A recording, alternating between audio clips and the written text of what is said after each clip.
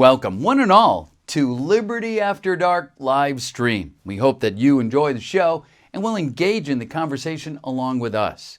So, without further ado, here's your host, Christian Moore. Oh, okay. Camera's totally messed up. Hold on. All the settings are wrong.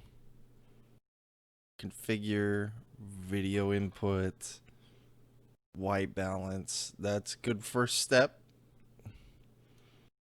It's still totally wrong. Wow. Woo. Okay, let's see here.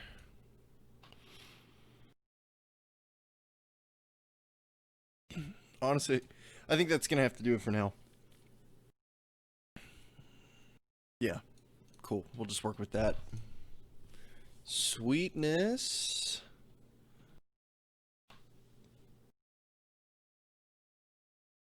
Bit rate is a little low.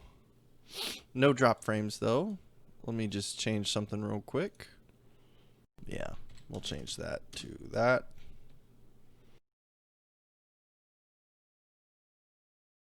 That way it'll send the max the whole time. Cool, cool. If anybody's here in the chat, just go ahead and drop something for me. Letting me know somebody's out there watching. Whoops. Configure video input. Just turn that down a little bit.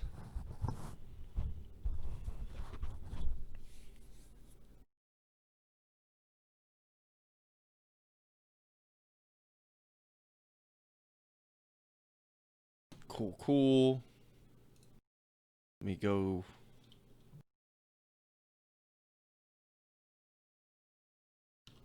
Whoops. Wow, that's bright.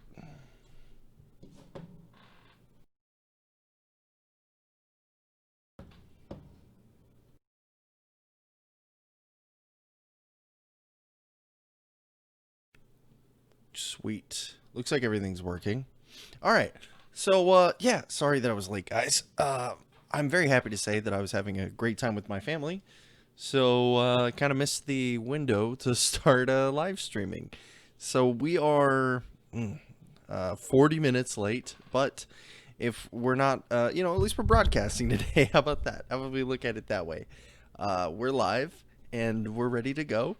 So, that's most of the battle, I think, anyways. A good portion of it. Maybe not most of the battle, but actually getting here is sometimes the hardest part. So, we will take what we can get and we will roll with it. And that's totally cool. So, let's go ahead and hit that so that it's not super bright. And we'll go ahead and do the introduction and do some news, and then we'll go ahead and we'll start talking about today's topic. So, welcome, ladies and gentlemen, to the latest episode of Liberty After Dark. Let's do that. Let's do that one more time. Welcome, ladies and gentlemen, to episode 26 of Liberty After Dark by any other name.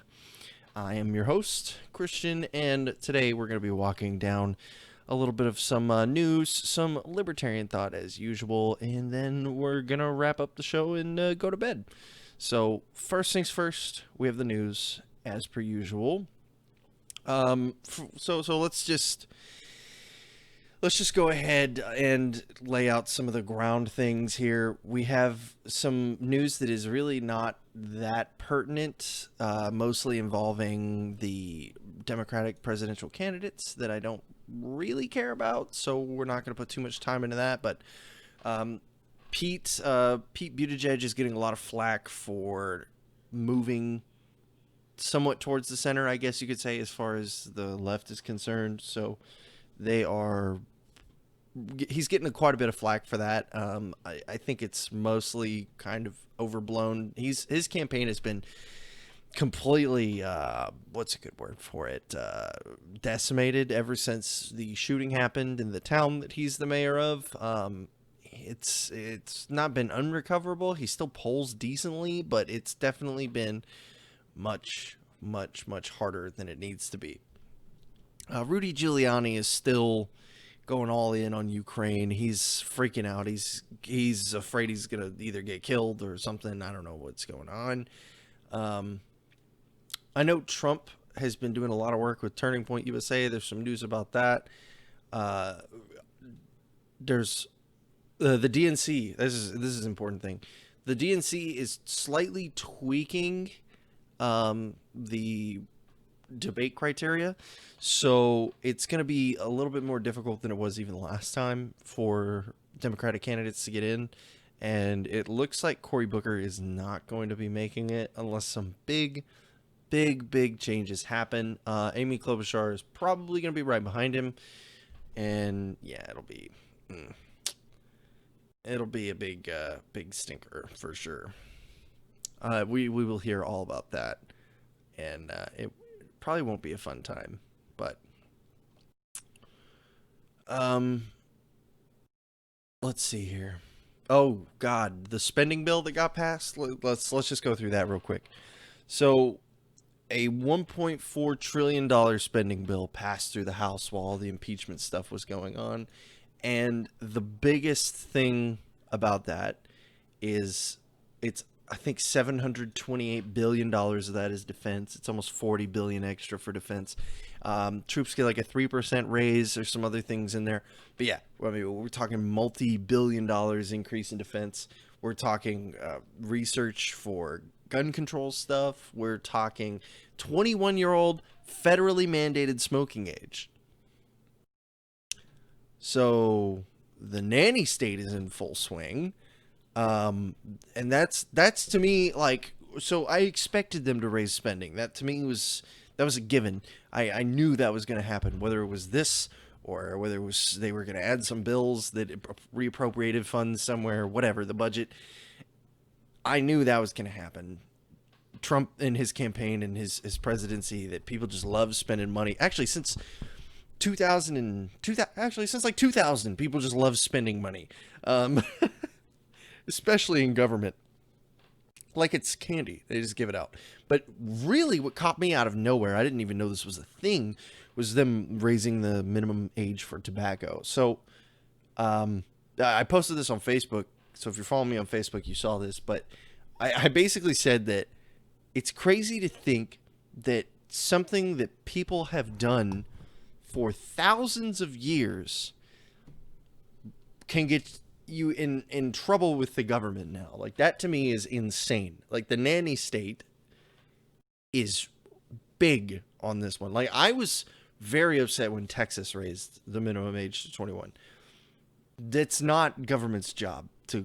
Government's job is not to tell you what you can and can't consume, what you need to keep in and out of your body. And like, before you know it, like, they'll be banning fast food, and they'll say, like, you must eat this much vegetables under penalty of law. And I know that's a slippery slope fallacy, but guys, I mean, this is kind of a big deal, honestly. It's a big deal because I get it. Most of America doesn't smoke anymore. Most of America doesn't care. You're just shilling for big tobacco. Like, no, screw big tobacco. You shouldn't smoke. That's dumb. That's not the point. The point isn't whether or not people should smoke. The problem is whether or not the government has anything to do with people smoking. And the answer is no, they don't have anything to do with people smoking. So it's guys, again, slippery slope fallacy, whatever. Blow me up on it in the reviews and on Facebook and Twitter or whatever. This is an issue, okay? This is a big problem. It's more what it leads up to. Sorry, I hit the microphone. It's more what comes after this, right? Because we've set the pretense, and we've done this with other things, right? Even things like the seatbelt mandate, okay? I understand that auto manufacturers weren't putting seatbelts in their cars at all, really, with a few exceptions before this case, but there is a definite concern whenever you have to start looking at the fact that this is just completely outright saying 18 to 21, you can't do it. You're making criminals of people who, for the last however long the minimum tobacco age was set, were completely legal, law-abiding citizens. You're making criminals out of these people.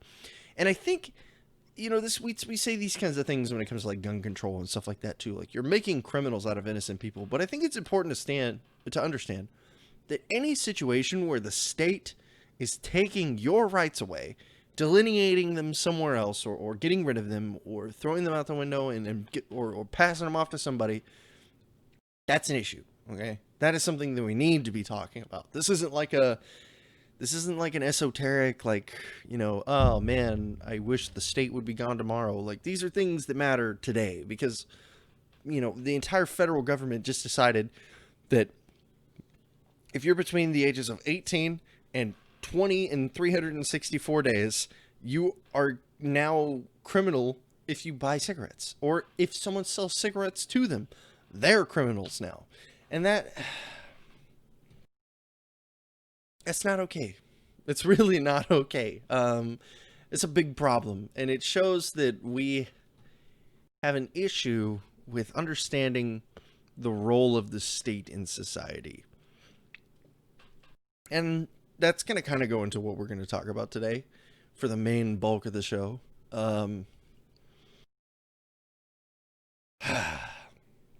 There are lots of other things to talk about. Obviously, President Trump has been impeached. There's a hot debate on whether the impeachment is legitimate or illegitimate. There's a lot of debate on whether the articles that he's been impeached under are constitutional or unconstitutional, or go against the guidelines set by the House in law, or what. But as far as I'm concerned, I am more going to lean on the side of he's been impeached, but the Senate is probably never going to see it, and if they do, they'll pretty much strike it down immediately, and Nancy Pelosi knows that, so it doesn't really matter, honestly. I know there's been a couple other things in the news that people probably don't really care that much. Sanders raised a bunch of money. Trump is blasting evangelicals that, I mean, are they really evangelicals if they're on the left? But, left-wing Christian media, because some of them are calling for his removal from office and, calling it like, God has ordained this or whatever they say. So a bunch of that's going on. But, the news really, if you've been keeping, if you have social media, what's been going on. They're the important things. Spending bill, omnibus bill is what I'm going to call it, has passed, and it's got a lot of funds going into a lot of things I don't want more funds going into. It bans the smoking age. It puts money into research for a bunch of programs that I think is a waste of money on. And yeah, it's all sorts of great things. And I don't have to tell you guys that pretty obviously taxation is theft. So that is, what. Here's the thing, okay? Let's talk just a little bit about government. Just a small amount, okay? Let's look at this from the perspective of someone who's like a minarchist, okay? I'm going to get out of my shoes for a minute. I'm going to put myself into the perspective of somebody who wants to keep the state around, but just doesn't like the way things are being run now. You have this situation where we have a government that is spending itself out of existence, basically. Collapsitarians probably love the sound of this, but like we are collecting less revenue than ever, which I think is a good thing, but we are spending more than ever, which is a bad thing. And I use the royal we. Obviously, none of you here are currently spending the money that the government collects, but the government, in representing you, is spending that money anyways. So, again, we come back into this situation. Give me 1 second. My dog.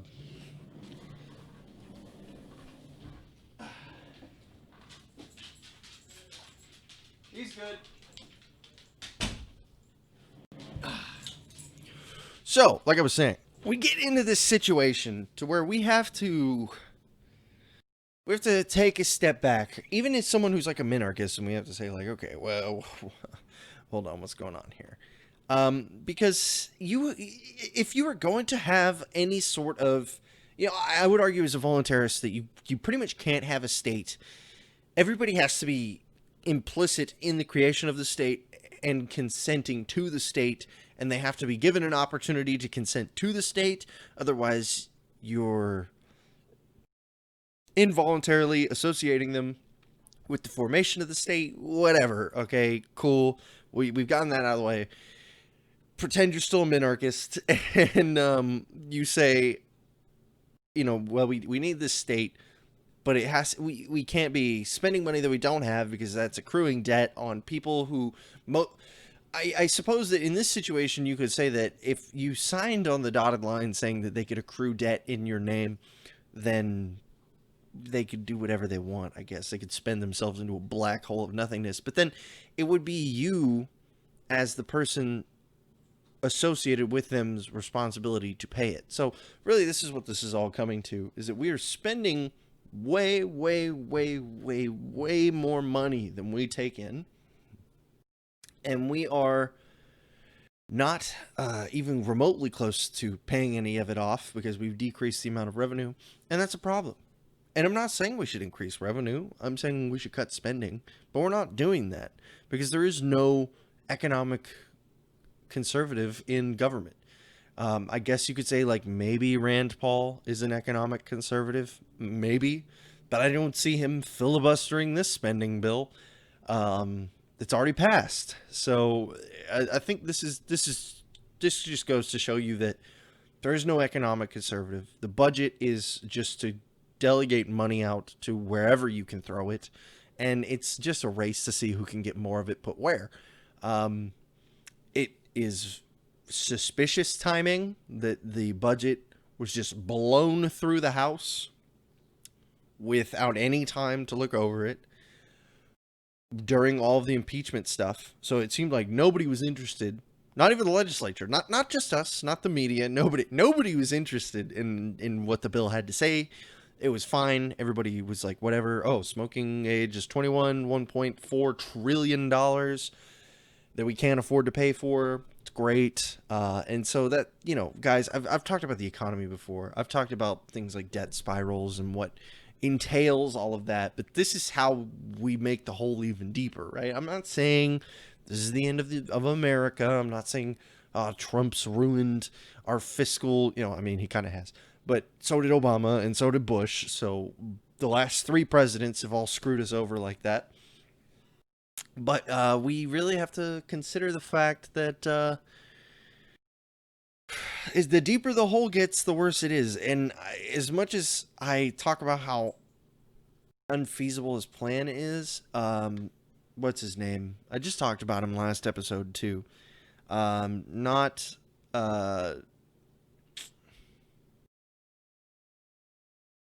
He's running for president as a libertarian. Man. Adam Kokesh. There it is. Kokesh's plan to just completely dissolve the national debt is probably the only way that it's going to work now. And if you guys know anything about the global economy, or specifically the global financial system, like, screw the economy, the global financial system specifically, it either won't fly, or if it does fly, it's going to cause a lot of problems. So either that, or we pay back, what is it, like $87,000 per citizen or something. Like, I don't even remember what it is anymore. Hold on, I can tell you in a second. There it is. U.S. debt clock. Oh, of course it's not going to load because I have the skin on it. I can tell you how much it is. It's $70,000 and $70,070, or $187,287 per taxpayer. That's just think about that. The U.S. federal debt to GDP ratio is 106.71%.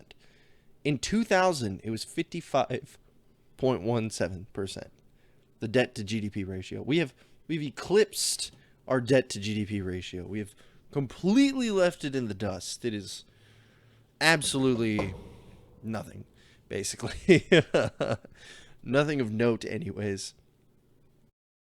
I guess is one way to look at it if you're of that particular leaning. So I think that's enough talking about all that mess. Really, what I wanted to talk about today was what's a good way of putting this? So the title, By Any Other Name, right? I kind of wanted to talk a minute about being a libertarian, right? I wanted to talk about different ways that we can address it to people who aren't libertarians.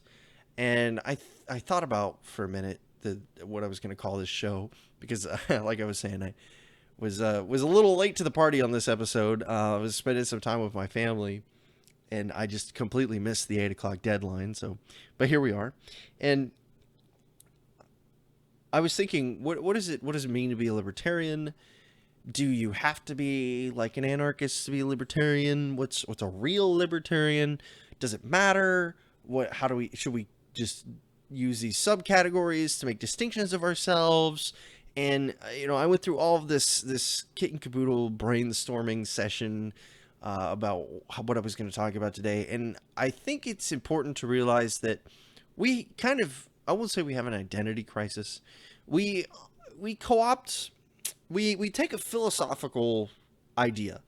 It's like saying any other philosophy. It's like Stoicism, right? And then we say we are all Stoics, okay? That's a very big, broad category of teachings and philosophies inside of this. So when you say you are libertarian, it's like just as descriptive, if you're inside of libertarianism, it's just as descriptive as saying like you're a carbon-based life form. I mean, it's not a very productive description. What's up, Liberty Late Night? So I think having subcategories is important to people inside of libertarianism. Like, everybody's got their thing. Like, I'm a libertarian, but I'm an anarchist volunteerist. You might be a libertarian, and you might be a minarchist. David here is another libertarian voluntarist.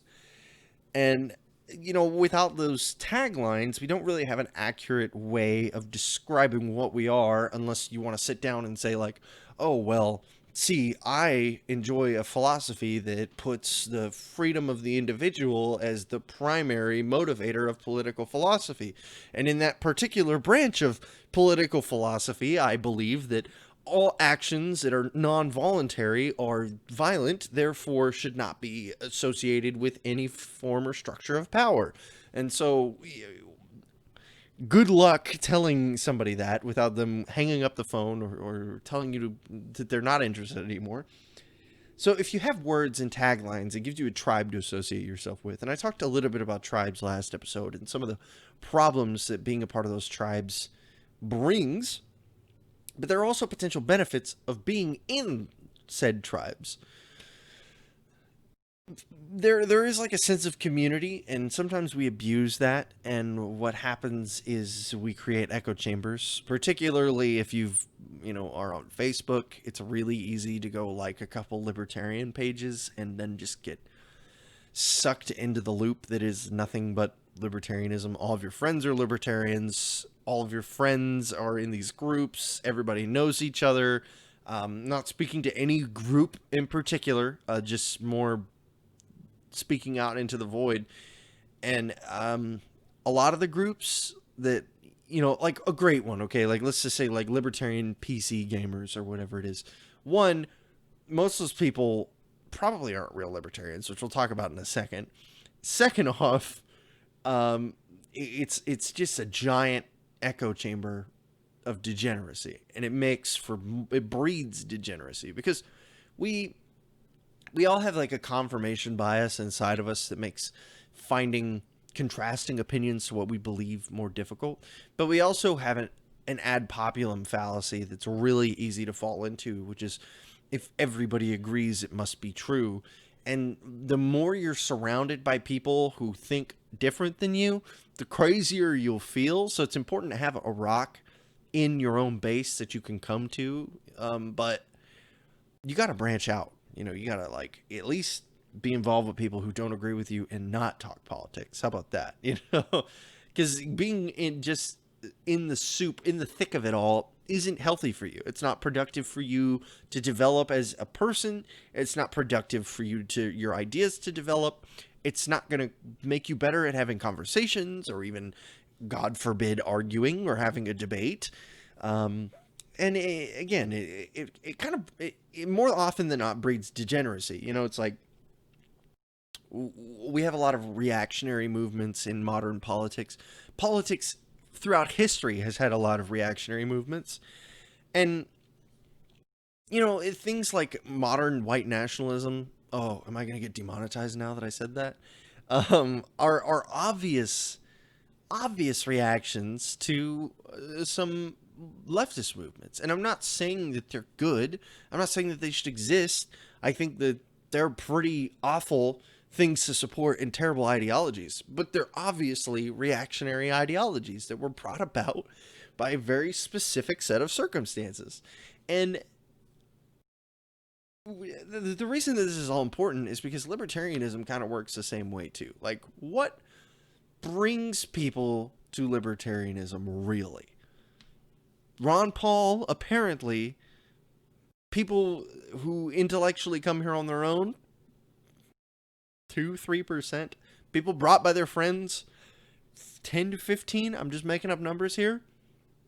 And then you have the people who are like, oh my God, they're going to take all my guns. And then the Republicans say, here are your guns.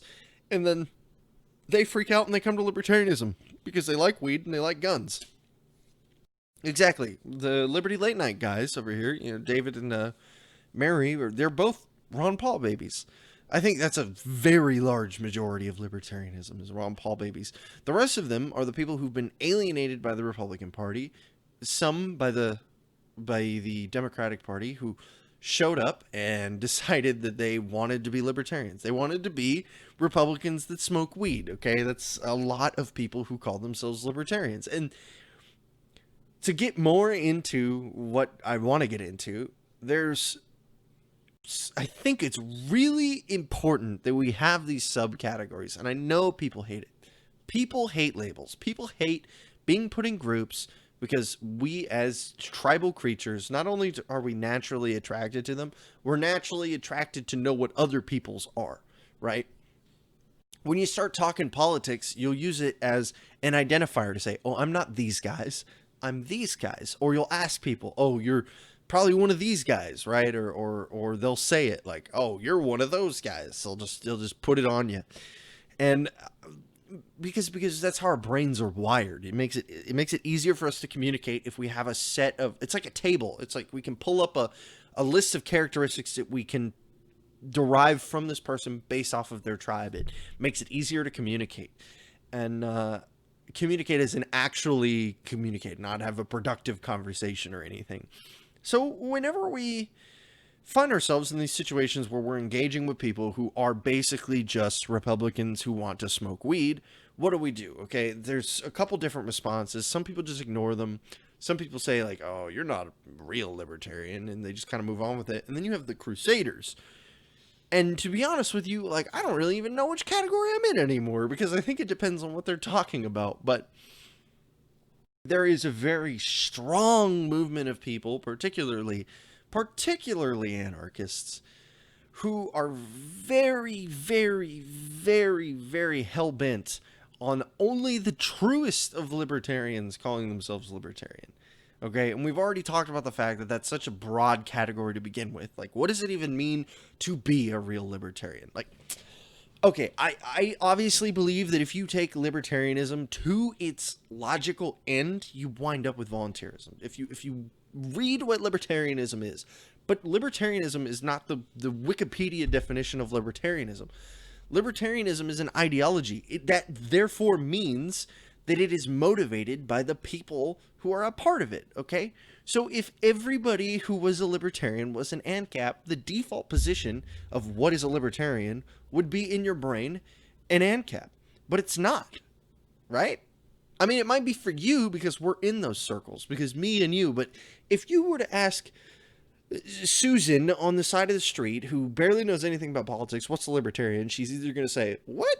Liberals? What? Or she's going to say, they like to smoke weed and they like guns and they hate taxes, which...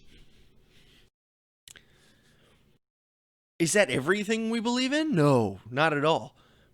But that's pretty much like the main association. They like guns, they hate taxes, they want to smoke weed. And they like the gays, but I mean, the gays are kind of like a non-issue now. So before that, they like the gays, okay? And so what's the problem with that being libertarian? This is the question I ask myself, okay? Because like I said, I've been the crusader at times. I've been the person who says there needs to be a purity test, which we'll get into why this issue is so nuanced later. But is there anything wrong with that being libertarian? No. Is it what libertarianism, the traditional ideology is? There's a lot more to it than that. There's a lot more to it than just, guns, smoking weed, no taxes, all that. So this is why I think, again, it's so important to have subsets. And if you're so concerned with being associated with people like the Libertarian Party and whatever, just don't call yourself a libertarian. I use libertarian as a tagline because that's what people who agree with this show are more likely to be libertarians. So I want them to be able to find the content. But if I wanted to find the people who I know for a fact would be more likely to agree with me than anybody else, I would find ANCAPs, okay? That's what I would do. I don't even call myself a libertarian anymore. I'm not a fan of the Libertarian Party. I don't like where mainstream libertarianism is. I'm a voluntarist. If you asked me, what is your political philosophy? I'm going to say voluntarist. And there's also a strategy to this okay? Or as well, sorry. If you now, unfortunately, with the last 4 years, really, if you say I'm an ANCAP, most people know what that is now. Anarcho-capitalists, they're like, oh my God, this guy wants to put children into slavery and use babies to fertilize crops. What? Forget how wrong that is. Let's just press. That's the cultural image. If you say voluntarist, you have an opportunity to describe yourself, because nobody except for people involved in politics know what a voluntarist is. They don't know what a voluntarist is. So you say, oh, I'm a voluntarist, but I got to read this. The Gold Standard with Alan Mosley, awesome show, by the way, says if the babies are dead, then they could be good fertilizer. There is so in a voluntarist world, if the baby's already dead, I don't see why not, but it's an app violation to kill the babies to use them as fertilizer, which is what I was saying. So, God, I know I just made somebody on the internet mad. I'm sorry. You can send all of your complaints to contact@libertyafterdark.net. But yeah, so I just got called a blasphemer too by old Josh here. And I get that, right? So again, I was the crusader, okay? For months, I was the guy who's like, you're not a real libertarian. And I think this is why I rely more and more and more and more and more on the subcategories of libertarianism as the primary identifier than I do as the word. Because the word basically, if I want to talk about libertarianism, I want to talk about the philosophy of libertarianism. I don't want to talk about the ideology of libertarianism. I don't want to talk about the people who encompass libertarianism. I want to talk about my form, or I want to talk about other people's specific forms of libertarianism. I've at this point, I used to just say republitarians. I pretty much just associate 2/3 of the people who call themselves libertarians with republitarians, because they are what I just described at the beginning of all of this. They are the Republicans who got disenfranchised and they said, well, I like guns, I want to smoke weed, and I hate taxes. And then they used to say the gays. So, yeah. But is this even my final form? Yeah, there we go. Yeah, it's an interesting situation to be in. And so, yeah, like I said, I would recommend to people, okay? Like, I'm not telling you to stop calling yourself a libertarian. Like, you can do whatever you want. You're an adult. Like, call yourself a libertarian if you want to. But if you're the person who gets associated or gets annoyed when you get associated with people in groups and names, or you don't like being labeled a certain specific kind of person, then try using your most accurate descriptor and then make people question you from there. Like if you told somebody you're a Republican, they feel like they know everything about you. If you tell someone you're a Democrat, they feel like they know everything about you. Green Party, Libertarian, it's too easy for them to just pull out the mental memory card and say like, oh, Green Party, they like hump trees and stuff or whatever. You know, that's their mental image of what they are. And I don't even think the word libertarian is worth saving. Like I don't think it is. I really don't. I don't see the appeal. Like we can use whatever name we want. Um, the bed in the background doesn't look neatly made. This might be someone's first impression of libertarianism. Back to the GOP, exactly. It's not neatly made at all. I usually put it up, but I was late today coming to the show, so you get what you get. Listen to the audio version. You can't see the bed. Um, but yeah, this just goes back to what I was saying. I don't even see I get it, right? Everybody fell in love with being a libertarian. Everybody, that's how we all started. Oh, I'm a libertarian. Every single one of us. Like, we came from whatever we were to libertarian. Nobody was like, oh, I'm a Republican. Now I'm an ANCAP. Like, the next day. We all went down the libertarian train. And maybe, just maybe, it serves that purpose, right? Maybe it is a vehicle, okay?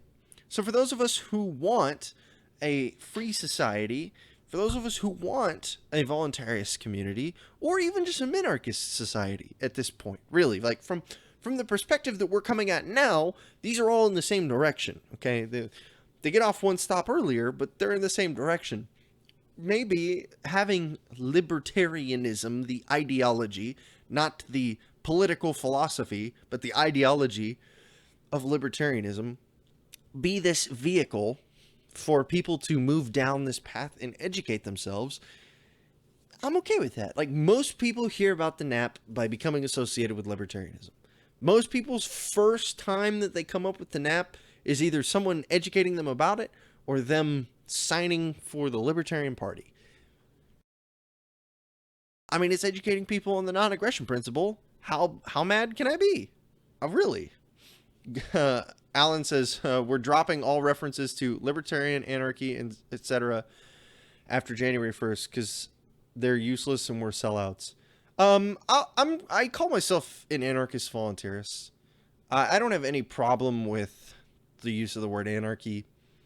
I think it is also good at being conflated.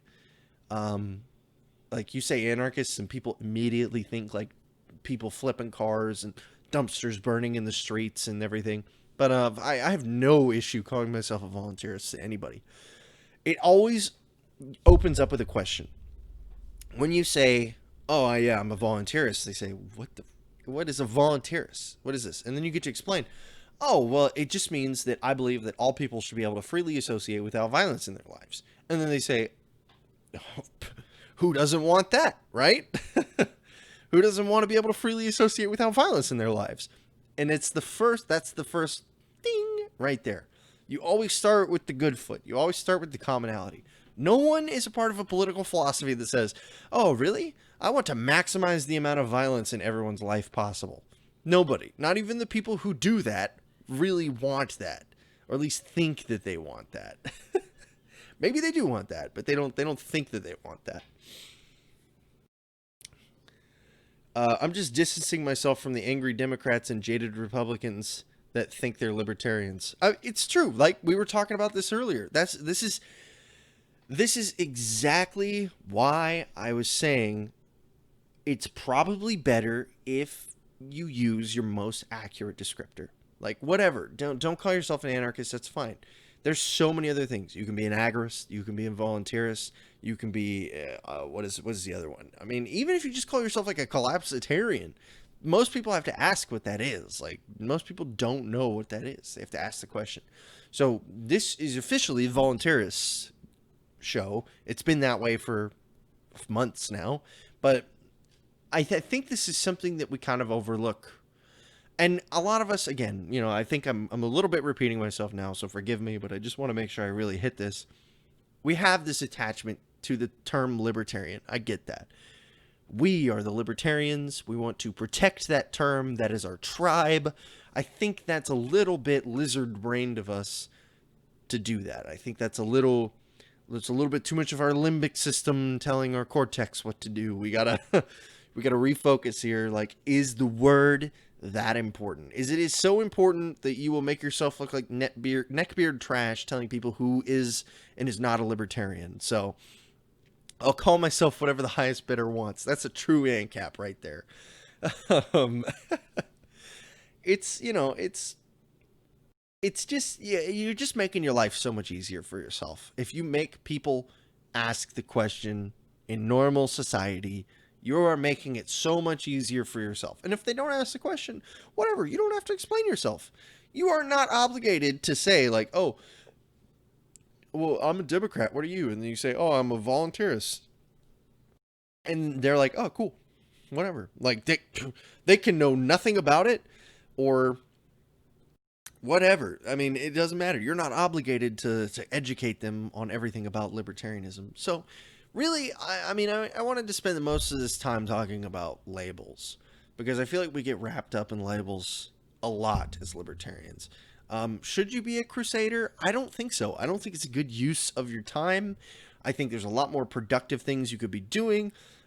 Spend the 30 minutes that you were yelling at this one person on Facebook and, you know, go help to clean up trash somewhere or clean up the street or whatever. Like, make your community better.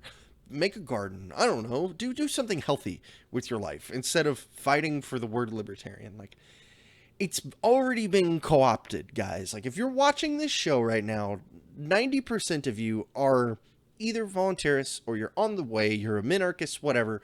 Your word, your libertarianism is gone, okay? Gardening is an excellent hobby. Would recommend. There you go. See, Shay's got the right idea. I mean, what's wrong with growing things? Like, think of how much more productive that is to you as a person than spending time fighting for a word. Like, guys, I talked about this last week.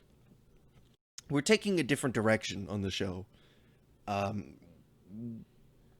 not going to waste my time gatekeeping people to libertarianism. I'm much more convinced that our time is better spent on ways that we can make our communities better, be better libertarians, be better voluntarists, anarchists, whatever you are, minarchists, people, so that we can educate together, all of us. Not just me sitting here. Like, this is just a vehicle for me to help enable other people to make the world a better place. Okay. Like, I still have to do groundwork too. This is not the end of the road for me. I don't come on here every week and say, like, there we go, I've done my voluntarist thing for the week, I'm done. Like, this is just one way of helping to educate. And most of you people already know this stuff, but it helps you guys be vehicles too. Especially, I mean, everybody here actually knows all of this stuff, but it helps everybody become better vehicles of the knowledge. Alan says, liberty is not the primary political virtue of 98% of all people on Earth. We can talk about that in a second. You guys need to just worry about getting rich or dying trying. You know what? Let's even concede the fact that liberty may not be the primary political virtue of 98% of all people on Earth. Okay, so it's not, right? Do we just put it all in a bag, throw it out the window, call it a day? I don't know. I didn't come to libertarianism. I didn't come to volunteerism. I didn't come to any of this for money, social acceptance, to be a part of the in crowd. If I wanted any of that, I would have stayed a Republican. Way more people associate with that. You'll get way more money. You'll have a way bigger audience. No. And it's dumb. I mean, it sounds kind of dumb. It sounds kind of pretentious when I say it out loud, but it's because it's not right. It's not. Right? Okay, people are like, oh, how can opinions be wrong or right? I think this is a very obvious situation where if you step back and you look and you analyze what's going on, the only ethically consistent political system on planet Earth is volunteerism. That's it. Because it's the most disassociative, which helps in the fact that it's not involved in everything. And it also is one of the most basal and built for our needs. And we are at a time in human history where we can have these things. I made a post the other day, 5,500 years of human history, and you guys haven't figured out that the state is against you yet. Like, you're still trying to work this one out, society. Like, what's going on?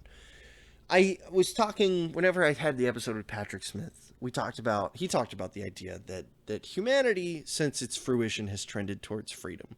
And I, in the moment, was kind of like, that's a weird thing to say. I mean, it doesn't feel like it, but again, we weren't alive 2,000 years ago during, the Roman Republic, whenever you could have just been born a slave and worked the fields until you died or went ragged. And,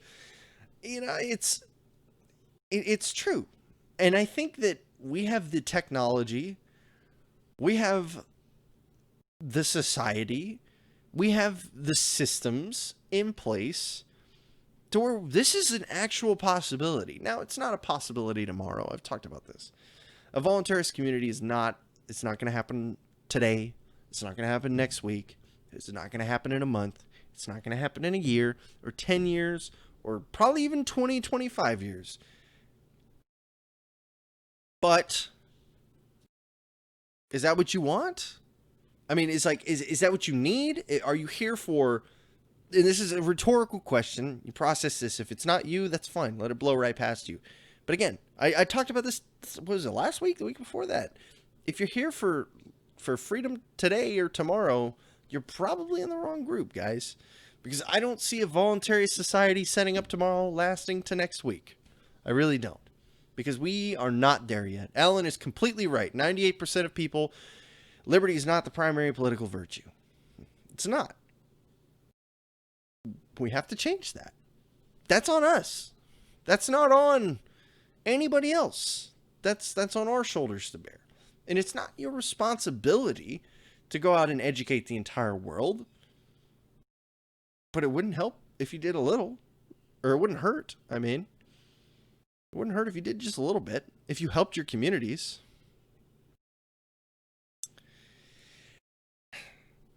Josh says Republicans and Dems/leftists may have bigger audiences, but libertarian ANCAP audiences are more fun. We're the redheads of audiences. I think, yeah, that's pretty true. I think that's pretty fair. Yeah. So, a libertarian by any other name is still going to be a libertarian because they associate themselves with the term. That's what they're going to be. You can accept the label as your own. You can try to differentiate yourself from it in whatever your flavor is. My personal recommendation is that whatever your subset is, whatever it is, I don't care, whatever it is, voluntarists, anarchists, agorists, whatever, go for it. Then it identifies that because it leaves the least amount of ambiguity and it opens up the most ability for you to explain or elaborate yourself without too many preconceptions being in the way. But we have bigger fish to fry, right? And next episode, which is going to be on we're not quite done yet, but next episode, which is going to be on this is off, isn't it? What day is today? Yeah, it's the 21st. My computer says it's the 22nd. I was like, what?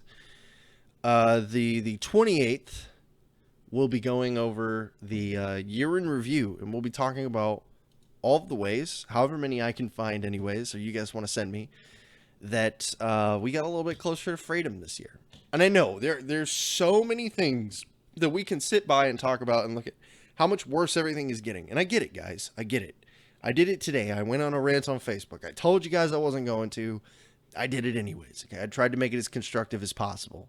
All right, I'm trying to be positive, try to be constructive. It's hard sometimes, but we like it is so easy for us to it's just like what I'll just say the same thing I said last week. What are you going to do about it? Okay? Why get so mad about some of these things? Like, if we're going to have a conversation about it, that's one thing. If you're just going to get mad and be like, oh man, libertarianism sucks because we're all just moving towards slavery, like, maybe this is the course it needs to go.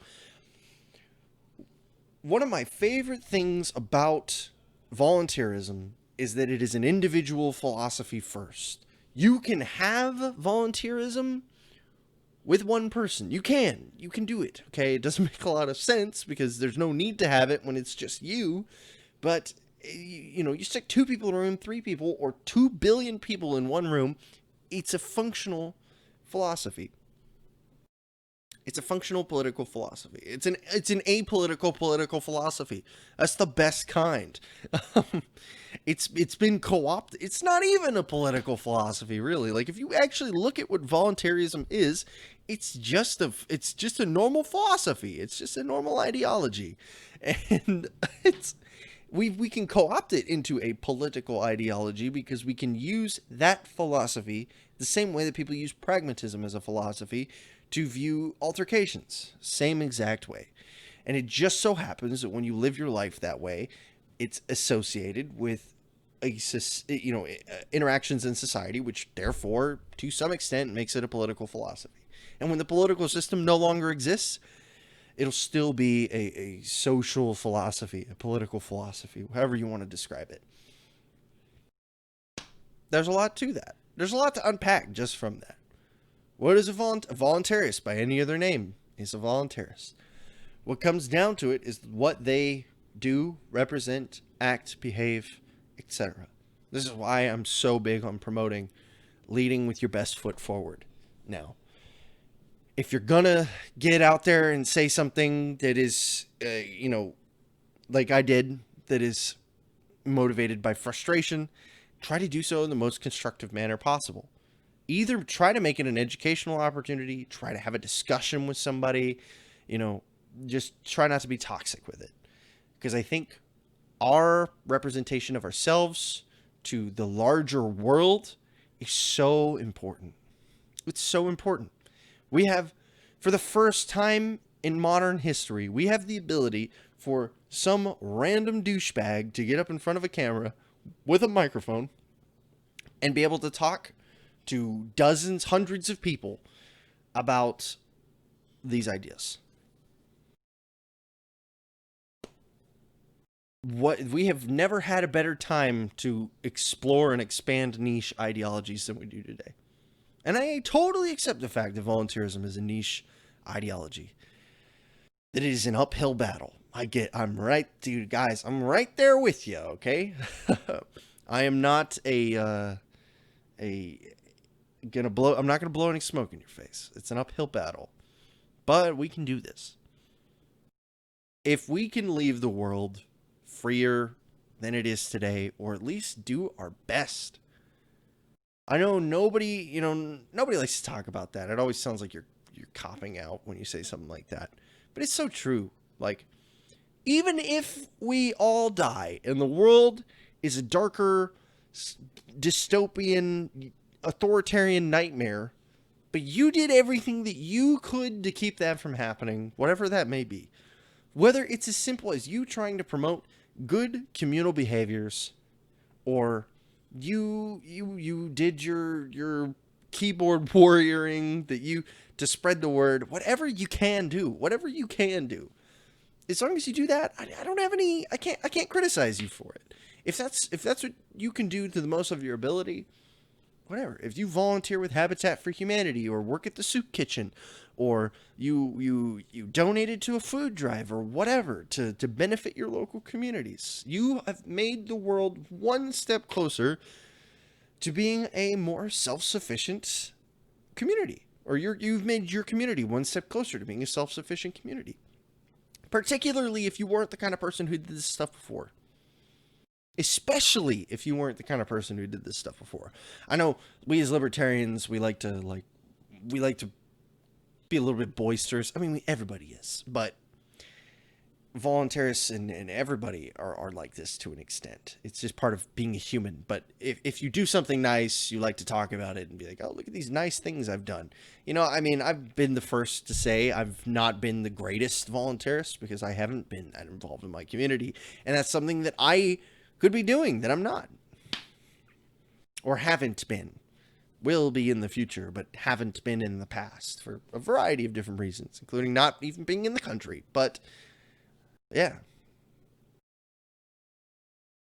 What is a freer community by any other name? A freer community. You can call it whatever you want. You can put whatever label on it, put as many people in it as you want. But you make a more self-sufficient community. Do your part, spread the word. What more can you do? Guys, if you want to get rich being a libertarian, you missed out, man. Ron Paul already came and went. Okay? I mean, that was the train to hop on with. Obviously, everybody he touched got a little bit of that. If you wanted to be super famous, be a celebritarian as they call it, the train has probably already left. Okay? I've accepted the fact that I broadcast to a super niche audience. I will probably never get more than a few thousand downloads every episode. Probably never. Unless something really strange happens. But dang it, I will do what I can. I'll do what I can. I like doing this. I think it's fun. I think it's just healthy. So, what kind of voluntarist community stuff you got planned? Gonna live stream feeding the homeless or something? I don't know. That's a good idea though. Really, I mean, we talked about this. I'm gonna do another one of these episodes like I did. I did an episode called What You Can Do. And it was literally, I just listed like all sorts of ideas that you can do to promote agorism or volunteerism. I want to start doing some counter economics stuff. I'll probably make a couple YouTube videos about that. There's definitely some opportunities here though. We could do all sorts of things. We could host a food drive. We could work at a home, or we could work at a kitchen, a shelter. We could do all sorts of stuff, and we don't even have to live stream it. Like whatever. I didn't even think about that. I mean, sure, that might be a great idea for the show, perhaps, but really, like, number one concern, doing something to promote volunteerism. Yeah, the Houston area has loads of volunteerist opportunities, tons of them. It's a big area, millions of people. There are tons of people who could use it. And, I know a lot of people like support GoFundMe's and stuff like that. And that's great. Everybody's got, like I said, their way of promoting it. I am still a big proponent of boots on the ground. Like I cannot sing enough praises to the guys up in Dallas, the, Don't Comply dudes, for hosting Feed the Need. Like that is exactly what I'm talking about. Like maybe a little spicy for my, not spicy for my taste. I think everything that they did is completely fine. I think putting so much emphasis on the carrying part of it might not be, like, if you want to talk about from like a marketing standpoint, the best move, but screw that, whatever, forget that. Okay. I love the hell out of those guys for doing that. They did great things. They do great things every year. And I'm going to be a part of it next year. I wish if I had gotten back a few weeks sooner, I would have been a part of it this year. But it just didn't line up with my own schedule. So I'll be there next year. And yeah, you know what, Shay, whenever, so I asked for people to start sending in, if they do anything for their communities, to send an email and we'll talk about it at the beginning of the show. I didn't get any for this last week, but that's fine. But I'll start doing the same thing. Whenever I do something in my community, spend a little bit of time talking about it and maybe how somebody could do something like that in their own community. And little things, guys, little things. If the government makes it illegal to feed the homeless and not carry, yeah, balls to the walls. Yeah, I get it. Trust me, I'm not criticizing. I mean, I guess I am criticizing, but I'm not bashing them. I think they did great things. I just, from an optics perspective, but screw that. They did great things. That's it. End of the story. Boom. They're doing great things. I'd love to be a part of some stuff like that in Houston. There was a volunteer group that went by and was painting houses in the more dilapidated areas of the city. I'd love to be a part of stuff like that. I just got to make the time and do it. So yeah. And I know this has somehow changed into a big, how do we be better volunteerists, which I think is a great thing to ask ourselves all the time. But yeah, I think that's something that, I mean, I'm not again, I'm not complaining. I think it's a great topic to talk about. And the counter economics thing, I want to do an episode on that because I think it's something that we really, really, really overlook often. And it is more of like the nitty gritty, like I'm really into subverting the state side of things. But counter economics can be a useful tool. And I'm telling you, the day that we can find a way to produce fuel on a small scale at a competitive rate to traditional gasoline is the day that counter economics gets really spicy. Really, really spicy. So, yeah. Those are some things that I'm looking into. I'm really interested in counter economics. Really interested in it. So, I think that's something that you'll probably be seeing some YouTube videos about, or we'll have an episode discussion on the concept of counter economics, or maybe we'll have some guests on who participate in counter economics. But that's definitely something that I'm getting a lot more interested in that I think is overlooked. It's volunteerism is a big sphere of ideas. It's not just helping your community in soup kitchens. There is a state subversion part of it as well. It's like, what have you found a way that we can contribute less of our incomes to bombing children in Yemen? Great. Tell us about it so we can all do it. Or those of us that can do it, will do it. Stuff like that. Stuff like that. So yeah. Oh, man. That was good stuff though. I think that's pretty much all I've got to say. I really just wanted to talk about the labels thing. Like we talked about news a little bit in the very beginning, a little bit about impeachment, but I really just think that label stuff is what was on my mind that I really wanted to talk about. And we came back to talking about more of how to be better voluntarists, and I think that's a great thing. But yeah, I mean, I won't keep you guys for too long. I know it's getting late, so unless y'all have anything you want to specifically talk about, we can go ahead and wrap up for this episode. I think, yeah, we've been on for about an hour, so always happy to hear. Well, thank you, Sirens. It's good to have you out. Appreciate you coming out. And all of you guys, Shay, Josh, Alan, it's so good to have you guys out. Dave, Mary, I'm sure you guys are still watching, so appreciate the support. Yeah, as long as people tune into the shows and download the podcast, I will keep doing it. So, or until the SS comes and knocks on my door and forces me to stop. That may be a motivator for me to stop. But happy winter solstice to you, Sirens. Yeah, I won't see you guys until after Christmas. So I hope all of you have an amazing Christmas or Kwanzaa or whatever you guys, holiday, however it is. I don't care. Enjoy your time. If you're with your family, enjoy your family. If you're not, call them and tell them I said I hope they're having a great Christmas. So, yeah, I think that's it. Again, yeah, appreciate you guys coming out. We're going to go ahead and end it here. So, yeah, we'll do the official ending, all that jazz. Appreciate you guys coming out to the show. If you guys have anything that you want to send, you can go ahead and send it to contact@libertyafterdark.net. If you're listening to this on your favorite podcast provider, don't forget to either like the show, subscribe, share it, give it to a friend, whatever. And if you guys feel like supporting the show monetarily, we have a Patreon. And you can find us at Liberty After Dark Patreon. Ugh, Jesus. Got to do some editing on that one. Patreon.com/LibertyAfterDark. We're just trying to get to the goal of where the show breaks even, so we're not paying any to host it, so I can just do this for freezies. Just the only investment is my time and whatever else I feel like throwing into it. So that would be pretty sweet. Other than that, I think that's all I have for you guys. So any last words before we go? Everybody's on YouTube, so I'll give you like 10 seconds. Oh, yeah, don't forget to like the Facebook page and join the community group where you can keep more in touch. All right, I think that's it. Everybody, have a great Christmas. I will see you guys on the next episode to talk about the entire year of liberty. Take it easy.